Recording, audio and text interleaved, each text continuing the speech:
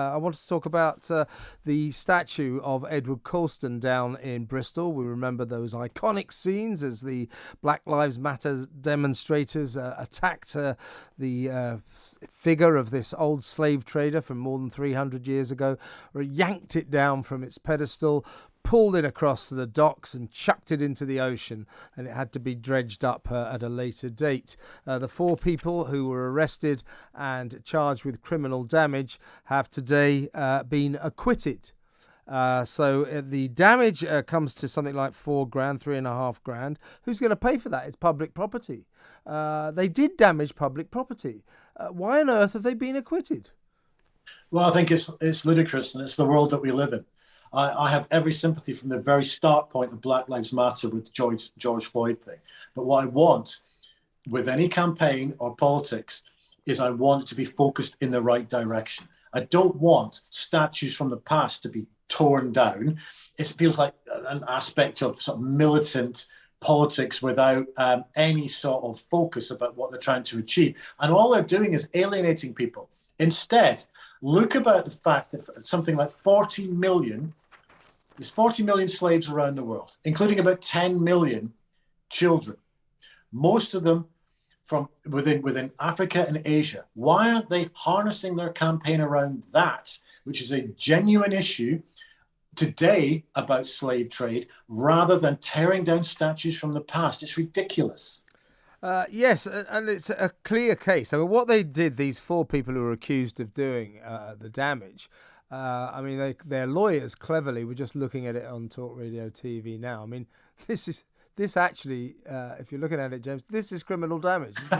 It's as simple as that, and it's public property. But what their lawyers cleverly did, they demanded a trial by jury. And the jury, the members of the public, the 12 men and women honest and true, have decided it's okay to destroy public property as long as it's in an allegedly virtuous cause. And so if you're attacking someone responsible for slavery, then you can apparently do this. One of the defendants who was acquitted, a guy called Sage Willoughby, said after the verdict, "We didn't change history. They were whitewashing history by calling him a bleeping virtuous man." He said, "We didn't change history, we rectified history." Sums it up. What a load of claptrap. Oh, these brave heroes of virtue. And I come from someone of the left of centre, and this isn't maybe for another debate, but I'm massively disheartened by the direction of the left at the moment. For me, the left should be about genuinely standing up for those who need it and coming up with solutions to make change, not about two aspects. Firstly, focusing their campaign in the wrong areas that are just ridiculous. That tearing down the statue is a perfect example. Instead, it should be focusing about what's happening with slave labour here and now. And secondly, the cancel culture aspect that goes with the woke element to the left.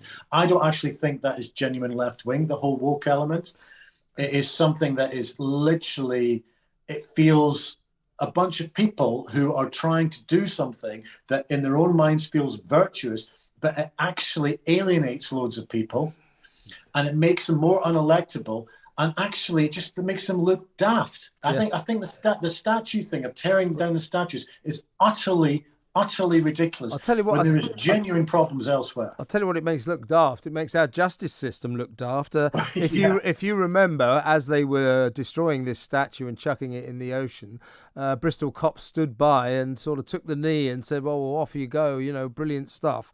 Avon and Somerset's most senior police officer, Chief Superintendent Liz Hughes, said today in the wake of the verdict, "I absolutely respect the decision of the jury today and feel that we have done our best to present that evidence." That is the decision they have made. Well, I don't respect their decision. That's an emotional decision. That has nothing to do with clear evidence of what happened. Yeah, completely. But it's also about where do you draw the line on this? I mean, you get various institutions changing the names of figures in the past because they happen to be the name that governs a university lecture theatre or library or whatever. Books start getting removed. So this is all part of the fabric of our history. And what I want from this is the fabric of our history to remain. both good and bad. And then there can be discussion about that, not just tearing it down and rolling it down a street and then chucking it in a canal or a river or whatever. And let's accept, James, that times have changed. Edward Colston was a man of his time 300 years ago. Slavery in those days was seen as a perfectly respectable business to be in. I mean, from the benefit of hindsight, from our position now in the 21st century, we say, well, those guys got it all wrong, which they sort of clearly did. But you can't demonize them. They're from their time.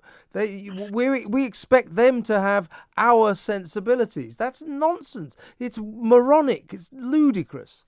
It is. I've got a massive issue with this because it's focusing on the wrong areas. It's tokenism. It's a bunch of people going, it's like a mob going, we'll throw some rotten tomatoes at something from the past or tear down a statue, whatever. It doesn't solve the problems of today. Exactly. And we have to learn from our history to make sure that we don't do the same things today. That's a given about history. But what we should be doing from our history is tearing down the statues. Have a conversation about these people and say, right, okay, what are the issues in terms of Black Lives Matter today? Let's address those issues. And they have a compelling argument. There is no doubt about that.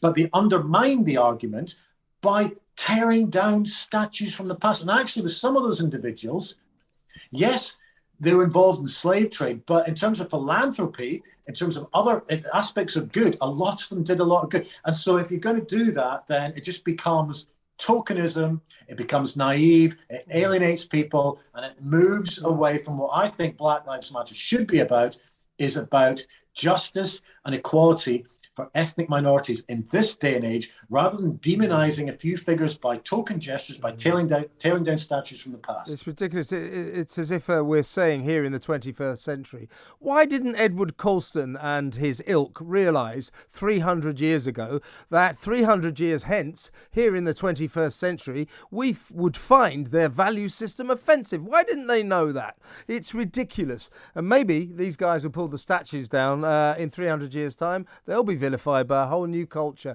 because times do change. That's the way it goes. That's called history. James, a pleasure to talk to you as always. We'll do the same again next week. James Melville there. He is a social and political commentator.